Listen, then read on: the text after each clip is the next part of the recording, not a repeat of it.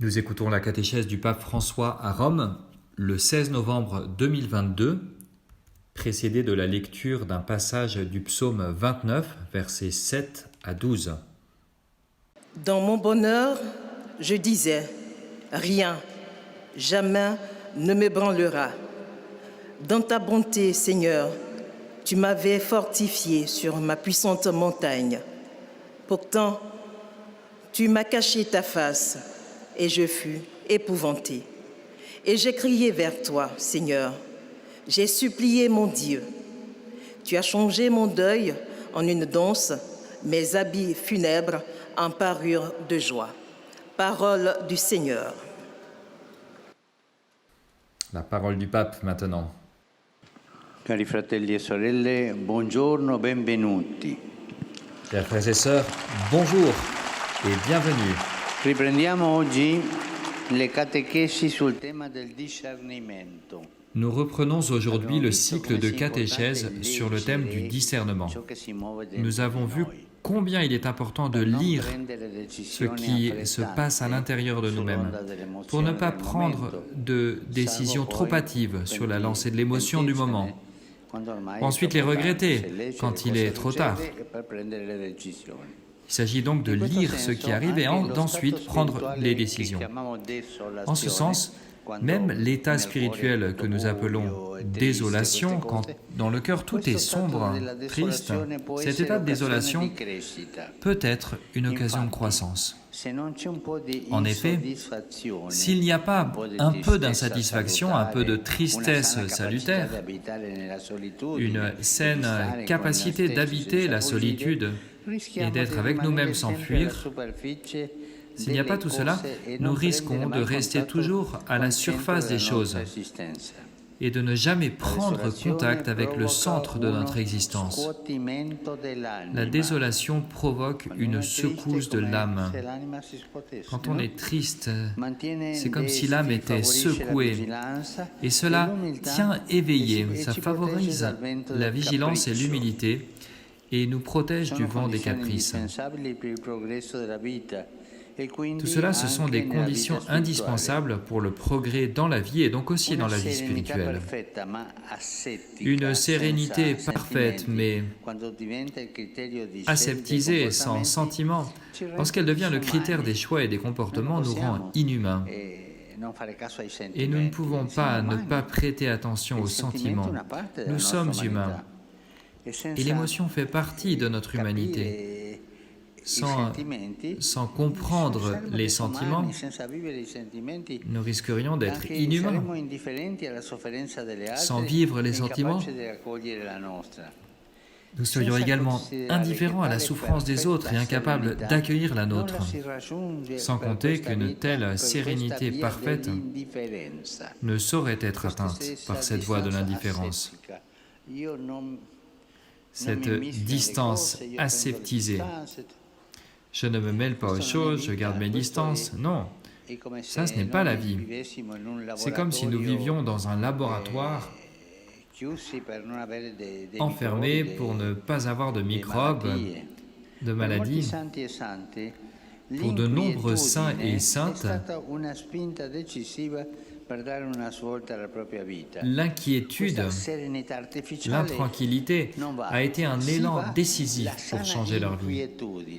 La sérénité artificielle n'est pas bonne, alors qu'est bonne cette saine intranquillité, ce cœur non tranquille, le cœur à la recherche d'une voie à suivre. C'est le cas par exemple du cœur d'Augustin d'Hippone, d'Edith Stein, de Joseph Benoît Cotolengo, de Charles de Foucault.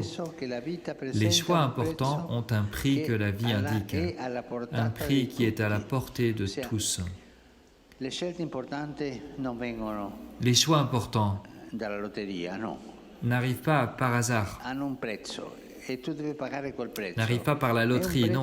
Ils ont un prix et tu dois payer ce prix. C'est un prix que tu dois payer avec ton cœur. C'est un prix de la décision, un prix d'un effort. Ce n'est pas gratuit, mais c'est un prix à la portée de tous.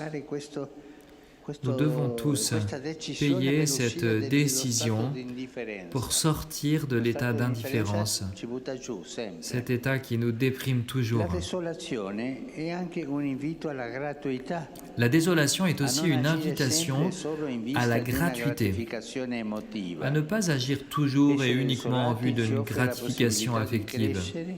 Être désolé nous offre la possibilité de grandir,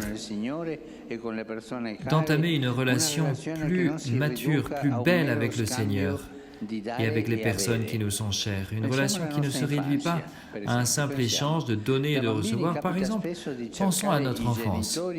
Quand nous étions enfants, nous recherchions souvent nos parents pour obtenir quelque chose un jouet, de l'argent pour acheter une glace, une permission. Et donc, nous allions les voir, non pas pour eux-mêmes, mais par intérêt. Et pourtant, le plus grand don, c'est eux-mêmes.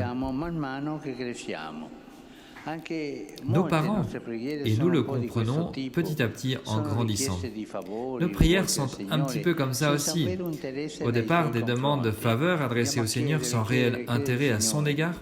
Nous ne cessons pas de demander au Seigneur.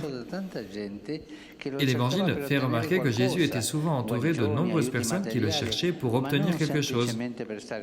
Des guérisons, une aide matérielle, non pas simplement pour être avec lui.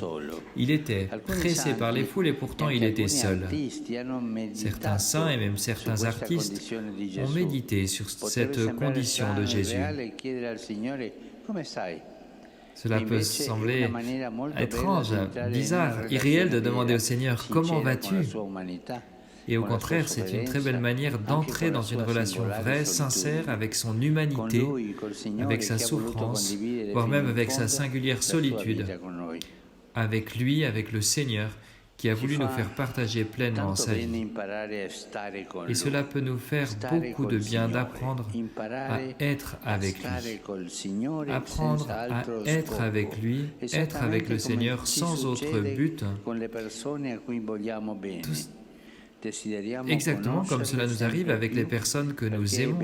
Nous voulons les connaître toujours plus car il est bon d'être avec elles.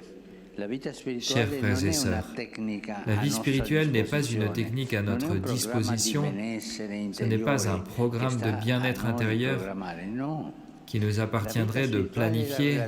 Non, la vie spirituelle est la relation avec le vivant, avec Dieu vivant, qui est irréductible à nos propres catégories. Et la désolation est alors la réponse la plus claire à l'objection selon laquelle l'expérience de Dieu serait une forme de suggestion, d'autosuggestion, de projection de nos désirs. La désolation, c'est de ne rien sentir, tout est sombre, mais tu cherches Dieu dans la désolation. Et à ce moment-là, si nous pensons qu'elle est une projection de nos désirs, c'est toujours nous qui la programmons. Et nous serions donc toujours heureux et satisfaits, comme un disque qui répéterait la même musique.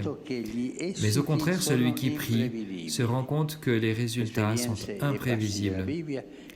Des expériences et des passages de la Bible qui nous ont souvent peut-être donné de l'enthousiasme aujourd'hui, étrangement, ne suscitent aucun sentiment. Et de manière tout aussi inattendue, des expériences, des rencontres et des lectures auxquelles on n'avait jamais prêté attention, ou même qu'on aurait préféré éviter, comme l'expérience de la croix, peuvent porter une paix inattendue, immense. N'ayons pas peur de la désolation. N'ayons pas peur de la porter avec persévérance et de ne pas la fuir. Et dans la désolation, cherchons pour le trouver, le cœur du Christ, trouver le Seigneur.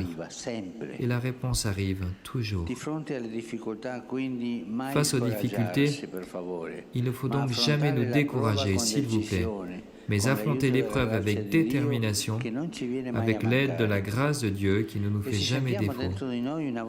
Et si nous entendons en nous une voix insistante qui veut nous détourner de la prière, apprenons à la démasquer comme la voix du tentateur. Et ne nous laissons pas impressionner. Faisons tout simplement le contraire de ce qu'elle nous dit. Merci.